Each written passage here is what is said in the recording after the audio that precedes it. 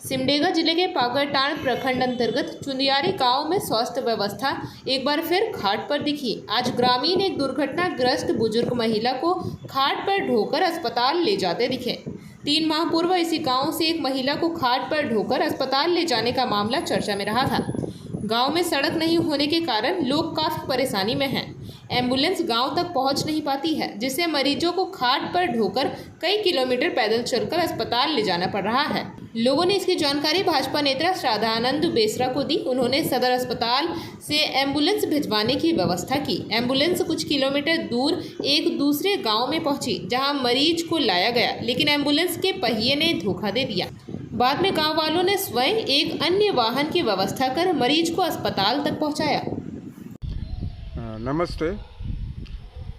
सबसे पहले खटिया का प्रकरण सिमडेगा जिला में होते ही आ रहा है और इस संदर्भ में हमने चुंदियारी गांव का मामला को उजागर किया था और उस संदर्भ में उस समय के तत्कालीन उपायुक्त महोदय से भी हम लोग मुलाकात कर लिए थे।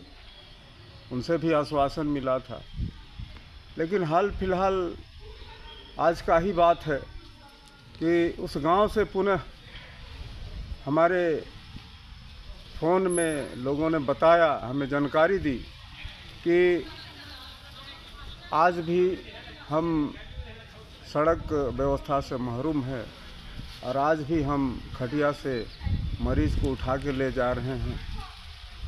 तो इस तरह की बातें हो रही, तरह की जानकारी मिल रही है।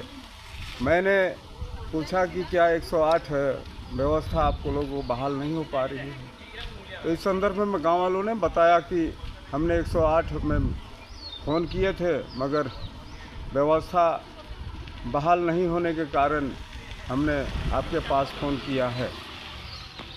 जब मुझे जानकारी मिली तो मैं तुरंत ही CS महोदय सिमडेगा से फ़ोन के मार्फत जानकारी दिया और फ़ौरन वहाँ एम्बुलेंस भेजने के लिए आग्रह किया।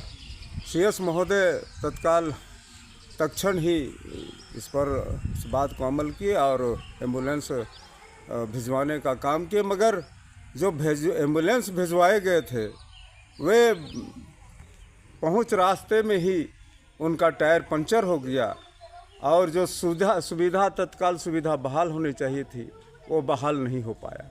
रोज़मर्रा हम लोग सुनते हैं, रोज़ झारखंड सरकार का घोषणाएं होती है आम जनों की बुनियादी सुविधाओं को लेके, लेकिन असलियत में जब हम धरातल में देखते हैं तो वही ढाक के 3 पात हैं। ना सुविधाएं हैं और ना ही आम जनों को कोई बुनियादी सुविधा ही प्रदान हो रही है। धन्यवाद।